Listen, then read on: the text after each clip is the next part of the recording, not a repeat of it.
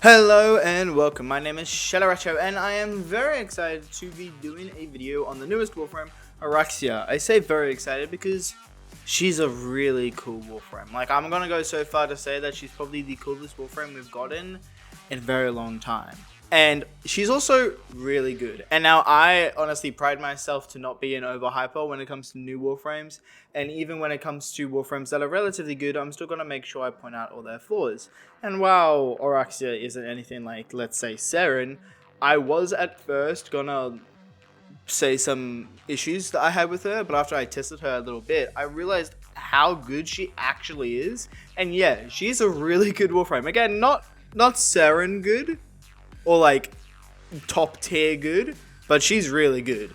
So yes, let's get into her kit, how she functions, and I will show off my build for her today, which is a basic build that can help you get into playing her. Honestly, she's a really easy Warframe to understand, and I think that's one of the best things about her. So let's go. Starting off with her passive, Oraxia has a really powerful passive that gives her invisibility for 8 seconds whenever she wool latches onto, well, a wall. And you can reset the timer by wool latching again, so you can have infinite duration as long as you wool latch every 8 seconds. Oraxia's first ability feeds into the spider theme already by having her launch forward at a single enemy, inflicting them with toxic damage. Like so. And it does also have a bit of an AoE effect, as you just saw. In addition to this, if the enemies are currently sitting at half health and you cast the ability, they will be instantly killed. When the enemies are killed by this ability, they have increased chance to drop health orbs and increased chance to drop energy orbs. And the increased chance they have to drop these orbs does scale off strength. At base, however, it is 100% extra health orbs and 50% extra energy orbs. The instant kill threshold, which is 50% and doesn't scale for any mods, does actually scale with mercy kills. This means that the impact puncture status effect will increase the threshold above 50%, making it easier to pop one-shot enemies with this ability. Next, Oraxia's first ability. At first, I honestly wasn't that impressed by this ability, but after playing around with it a bit more, I realized how amazing this ability actually is. Oraxia will throw down basically a ball of web, and from the impact point, a sphere around it will increase in range, encasing every enemy within that range in web, immobilizing them completely. As you can see, when enemies are immobilized by like this, they will receive extra damage from all damage sources, and the extra damage they receive does scale strength. What makes this ability really good, however, that makes it really stand out in my mind, is that new enemies that enter into this range seem to first and foremost have their speed slow down before they are entirely trapped within the web. Meaning whenever a new enemy enters this radius, not only are they slowed, but then they will also be trapped, and they will also have that damage vulnerability placed on them, which makes it a really, really good crowd control ability, especially because you can have up to 3 of these abilities active at once. And you can see with a bit of power ability range mods, you can have a very big range in it as well, making this ability very, very strong, as it not only crowd controls enemies, but it also makes them weaker to damage, which is just super powerful. Oraxia's third ability will have her summon attack her enemies by dealing a bunch of spiked toxic barbs on them. The actual ability itself doesn't do that much, it just applies a bit of toxic damage and does some damage to them. However, enemies that are killed, that are tagged by this ability, will have up to 10 spiderlings spawn from them, which are really, really cool, and they will then go around attacking enemies. As you can see, they're really awesome. They're easily killing these level 40 enemies, but they're not that crazy strong. As you can see against some tougher enemies, they still do reasonable damage, but they're nothing too amazing. They do force proc both the toxic and impact status effect. This means that it does synergize with your first ability, as the impact status effect will increase that instant kill threshold, which can be very nice for them. Ultimately, they are just really, really cool, and their level does scale off enemy level as well. While I'm not entirely sure, as I haven't tested it, if it scales off enemy level or if it scales off mission level. This is an important distinction, as scaling off mission level would mean, say you start at level 150 mission, these spiders will be level 150, even if you've gotten to the point where you start getting across level 500 enemies. However, I think they would scale with enemy level, as that does make the most sense, and that is what the game says they do, but this is Warframe, so I wouldn't be surprised. The last thing I'll say about these little spiderlings, since they do force proc toxic, they will also apply corrosive if you're using Archon continuity. However, while it will offer you armor strip, it won't be the most reliable source of armor strip because it's not that fast, and you'll end up killing enemies faster than before they'll actually get fully stripped by this effect. It is up to you, however, if you wanted to invest into it and put 2 Emerald Shards in it. It does armor strip enemies. Actually, I wouldn't recommend putting 2 Emerald Shards in it because you just won't get to the point where you'll be fully stripping enemies with this method. It does armor strip enemies, which is effectively a damage buff. It's up to you if you wanted to do the additional investment of Archon continuity or not. Lastly, Oraxia's 4th ability and what really makes her shine. Her 4th ability will let her run around with these extra legs, which is super creepy and super cool. Really cool. However, it does a lot more than that. First of all, it also gives her a health buff. As you can see, my health is now sitting at 2000, and this health buff does scale off ability strength. In addition to this, I also get status immunity when I'm in this state, which is really cool. And it gives me a toxic damage buff that works effectively the same as Toxic Lash. This means a few things. Number one, it means that it doesn't give me a toxic damage buff to my weapon. It gives me a second damage instance that does completely toxic damage. Based on this, I also would presume that it also double dips with faction mods, which is what I have observed, as when I use faction mods on the weapons, the damage that the extra damage instance did was a lot more. And when I mean extra damage instance, I mean a single shot from your weapon will do the shot of your weapon and also the shot of this ability. This also means that it effectively doubles your multi-shot, and since it double dips with faction mods, it's very powerful. More than that, it also force procs the toxic status effect, just like Toxic Lash does, meaning the toxic status effects that are applied by this effect will be triple dipping with faction mods, making them very powerful, especially if you use Emerald Shards to make them deal even more damage. And finally, on top of this, enemies that are killed that are affected by this ability will explode, dealing toxic damage to enemies within a radius, which is also really cool and can be very powerful.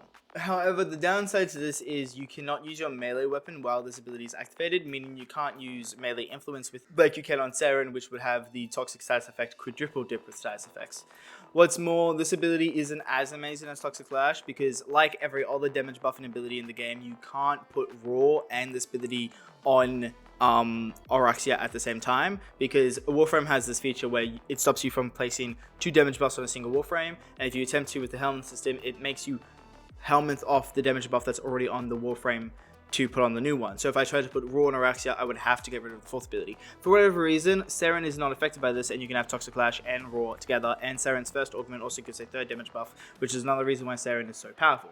So the fact that her Oraxia's 4th ability is so similar to Toxic Lash does make me want to compare her to Saren quite a bit, and while she is quite powerful, she is nothing like Saren. So that is a bit disappointing, but again, that's nothing too much to complain about because Saren is ridiculously overpowered. Her 4th ability does have a few other features, however. If you dodge while the 4th ability is activated, you will launch at where you were aiming like a spider would. It's really cool. You can web around just like a spider.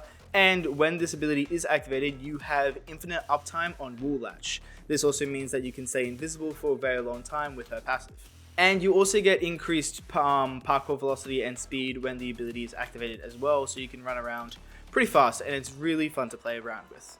Anyway, now let's get into this build. Well, you can definitely try out a summoner playstyle on Oraxia, and I am interested to try out her 3rd ability with her 1st ability, using the 3rd ability to spread the impact puncture proc to make enemies be susceptible to that instant kill faster, and then just go around killing with the 1st ability. I think that would be very fun to play around with, but I don't know how effective it would be. Ultimately though, she is an incredibly good weapons platform, which is what this build I'm showing you it will be.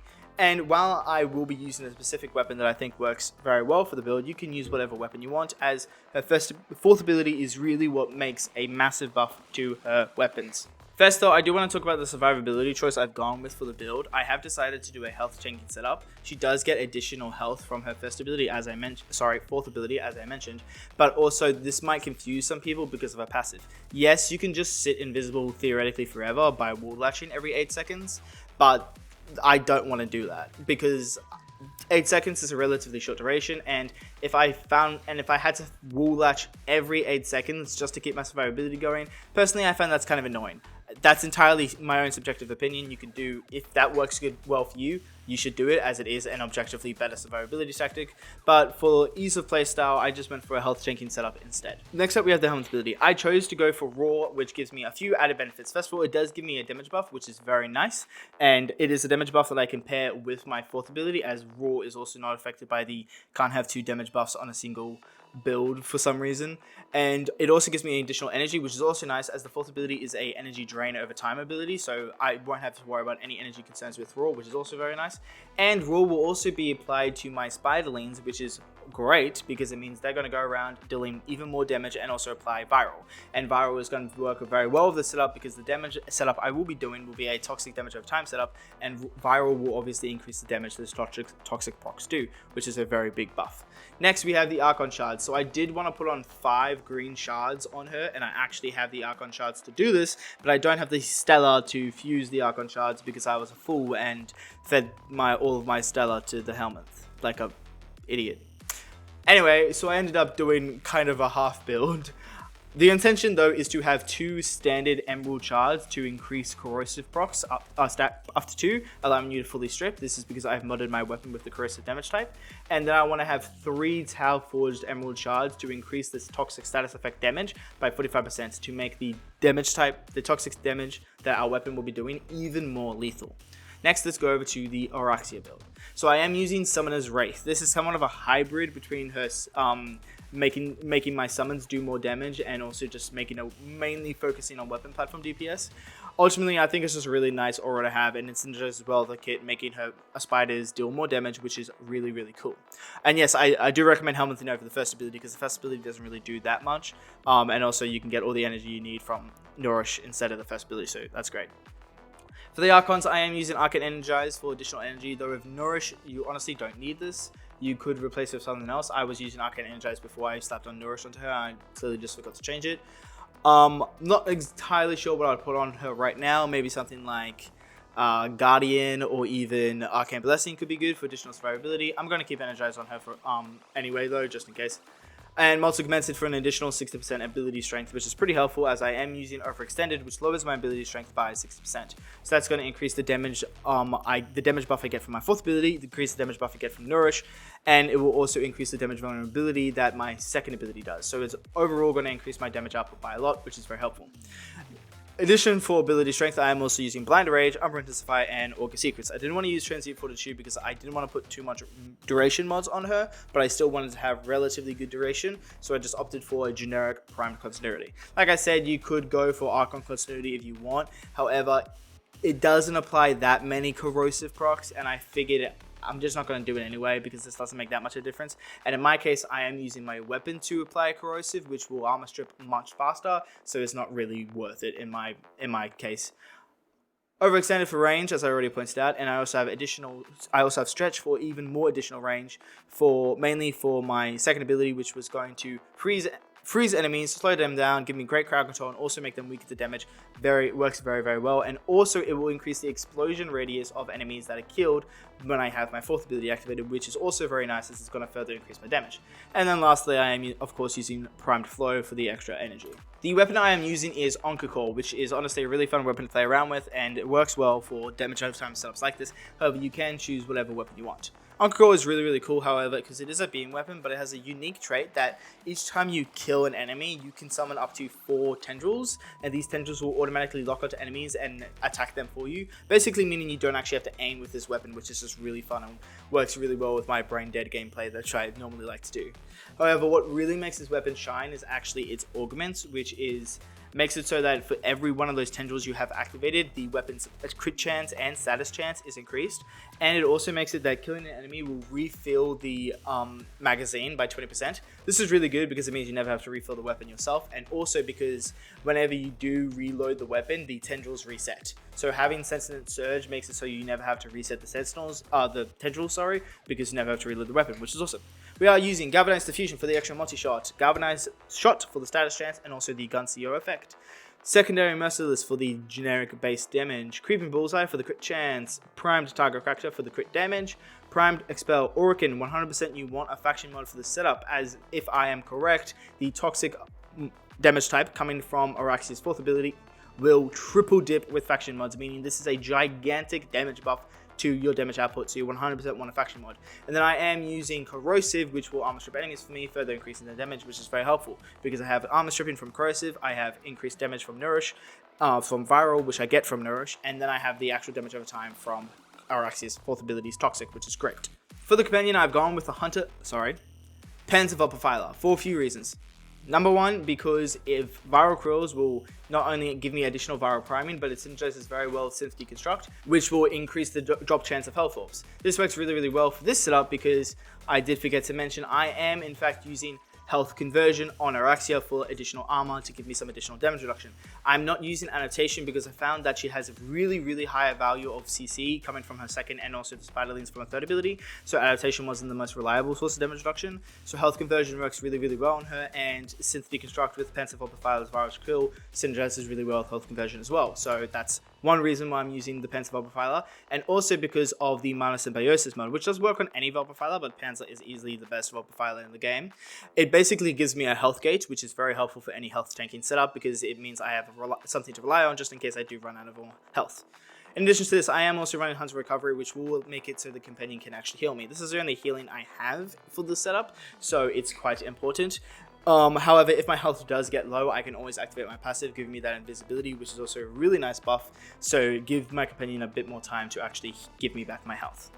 We are using, we also have Panzer Devolution, which is the other Pensive Opophyla mod, which basically makes it so its respawn time is reduced, and also it can still attack and apply Viral to enemies even when it's dead.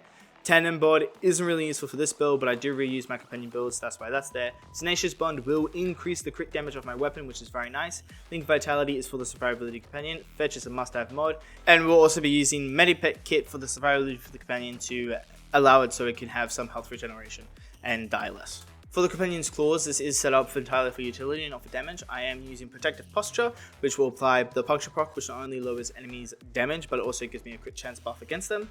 We also have Bell Arena, which will force proc the Impact status effect, but also the Magnetic Strike mod will convert those into magnetic status effects, making it so that I do increase damage to Overguard and Chills, which is very helpful. Bite is to increase the crit chance of the weapon so I can benefit from Tenacious Bond. Shock and Claws will increase the status chance of the weapon and also changing the elements to electric.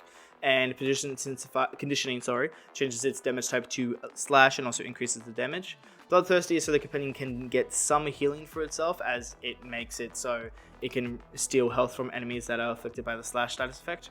Call of the Week is essentially a condition overload for companions, and Swipe will just make the companion attack enemies more, which also synergizes well with Synth Deconstruct for health conversion. For the utility weapons, you can run whatever you want. For the primary weapon, I would just recommend running Amalgam Serration for the extra movement speed, and I am also using the Praetos as my melee, as this evolution here gives me additional sprint speed and slide, and this evolution gives me additional parkour velocity.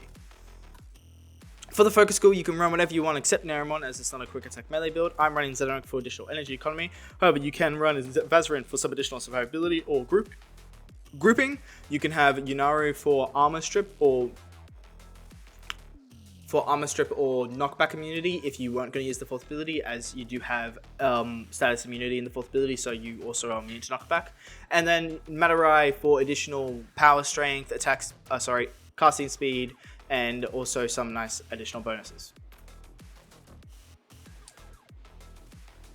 Anyway, that is all for this video. I do hope you enjoyed it, and until next time, bye bye.